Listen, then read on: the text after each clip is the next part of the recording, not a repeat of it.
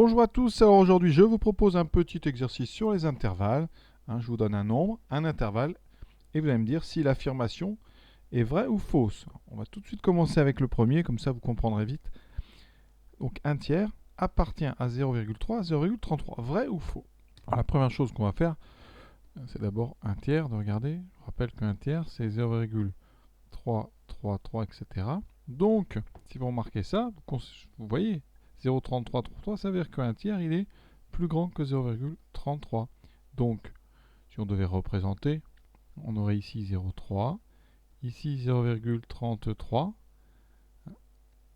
L'intervalle dont on nous parle, il est comme ceci. Et votre 1 tiers, il est où? Il est juste après ici. Donc, je ne fais pas à l'échelle. Donc, vous voyez qu'un tiers n'appartient pas, en fait, à l'intervalle. Donc, ici, la première affirmation, elle est donc fausse. Deuxième, racine de 2. Alors racine de 2, je vous rappelle que c'est à peu près 1,4.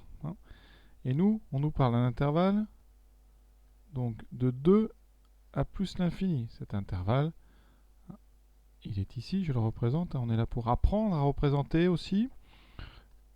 Racine de 2, vous l'avez ici, d'accord? Donc vous voyez bien que racine de 2 n'est pas dans la zone rouge. Donc racine de 2 n'appartient pas à 2 plus l'infini. Donc la deuxième affirmation, elle est elle aussi fausse.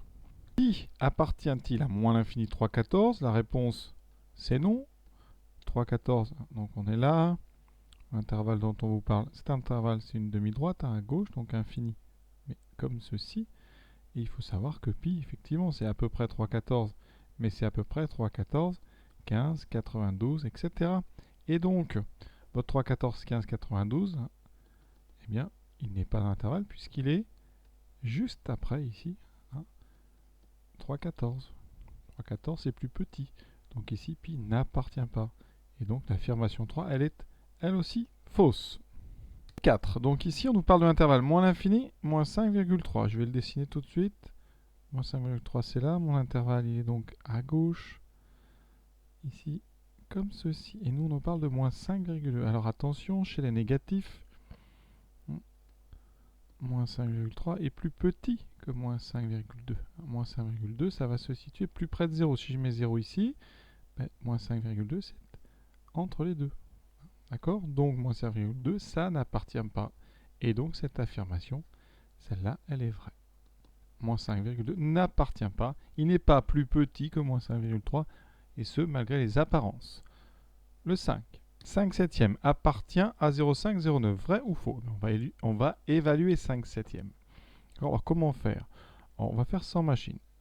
Ce que je vous propose, c'est bien de comparer un demi, qui est 0,5, 5 septièmes dont on veut situer, on le situer par rapport à 0,5 et 0,9, et 0,9 qui est 9 dixièmes. Alors on va tout mettre sur un dénominateur commun qui sera ici donc 70. Donc je multiplie la première fraction en haut et en bas par 35.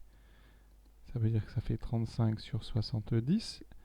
La deuxième, je la multiplie par 10 en haut et en bas. Donc ça fera 50 sur 70. C'est bien plus grand que 1 demi. Et ensuite, je multiplie la troisième par 7, ça fait 63 sur 70. Donc, vous remarquez que 5 septièmes, eh bien, puisque c'est 50 sur 70, c'est bien entre 63 sur 70 et 35 sur 70. Donc, c'est bien entre 0,5 et 0,9.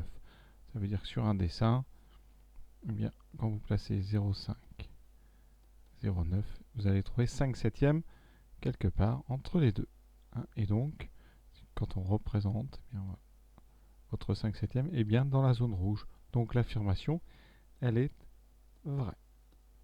6. Racine de 7 et l'intervalle c'est 2,53. Donc ce que je vais faire, eh bien, je vais comparer les carrés. Alors racine de 7 au carré, c'est 7. On a 3 nombres positifs. Il faut savoir que des nombres positifs sont rangés dans le même ordre que leur carré. Je vais l'écrire ça. Des nombres positifs sont rangés dans le même ordre que leur carré. Ça veut dire quoi tout ça? Ça veut dire que si je calcule les 3 carrés, ici 2,5 au carré, Pour ça, je fais 25 au carré qui fait 625, donc ça fait 6,25. 3 au carré, ça fait 9. Donc ici, je remarque quoi? Que le carré de 2,5 est plus petit que le carré de racine de 7, qui lui-même est plus petit que le carré de 3. Donc, puisque des nombres positifs sont rangés dans le même ordre que leur carré, eh bien j'en déduis que 2,5 sera plus petit que racine de 7, qui sera plus petit que 3. Conclusion, on va faire un petit schéma.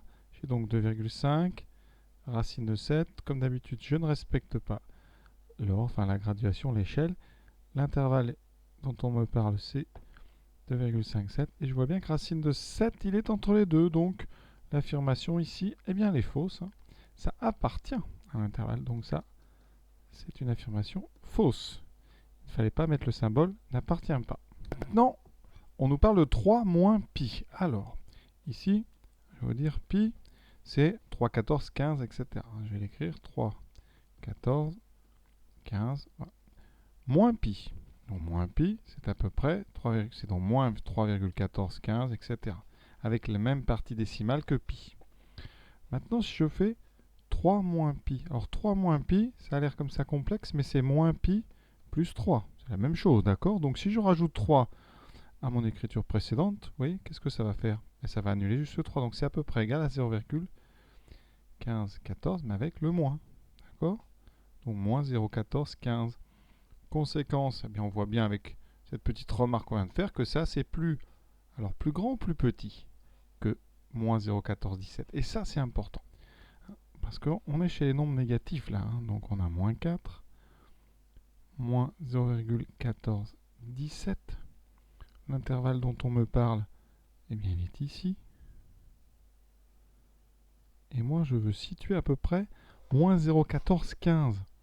Eh bien, faisons un gros plan. On a moins 0,14, 17. Et 0 est ici. Donc, juste à côté, sans respecter l'échelle, j'ai moins 0,14, 16. Et ensuite, à côté encore, moins 0,14, 15. Et on va se rapprocher de 0. Donc, moins 0,14, 15, il est à droite. D'accord? Vous allez le trouver juste à côté, mais à droite ici. Donc, c'est ici que vous allez trouver 3 moins pi. Donc, 3 moins pi n'appartient pas à cet intervalle.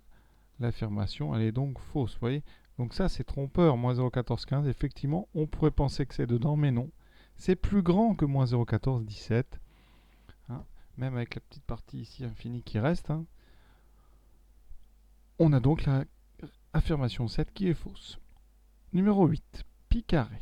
Suivant, il est un petit peu plus complexe à aborder. Alors, pi, on va faire sans machine, hein, sinon c'est facile. Vraiment, l'idée, c'est de faire sans machine. Donc pi, c'est entre 3,1 et 3,2. On va regarder déjà si ça nous suffit. Le carré de pi, on a dit, les nombres positifs sont rangés dans le même ordre que leur carré. Donc, ça veut dire que le carré de pi sera entre le carré de 31 et le carré de 32. Enfin, de 3,1 et 3,2. Je fais ça tranquillement.